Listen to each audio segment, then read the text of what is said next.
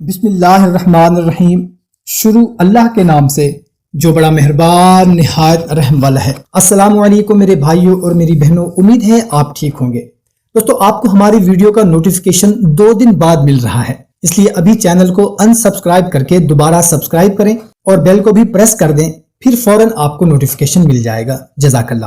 دوستو، آج کی ویڈیو میں آپ کو ایک ایسا قرآنی وظیفہ بتانے لگا ہوں جو کہ جسم کے کسی بھی حصہ میں درد کے لیے، جیسے سر درد، درد شقیقہ، پیٹ کا درد، پتھری کا درد، معدے کا درد، یا کہیں بھی آپ کو درد ہو اور خاص کر اگر بخار نہ اتر رہا ہو تو یہ عمل کریں، انشاءاللہ تعالی آپ خود دیکھ کر حیران ہو جائیں گے کہ اتنی جلدی درد کیسے ختم ہو گیا۔ تو کرنا آپ نے یہ ہے کہ جسم کے جس حصے میں درد ہو اس جگہ پر ہاتھ رکھ کر صرف 7 مرتبہ سورہ فاتحہ اول و آخر 3 مرتبہ درود پاک کے ساتھ پڑھیں اور دم کریں۔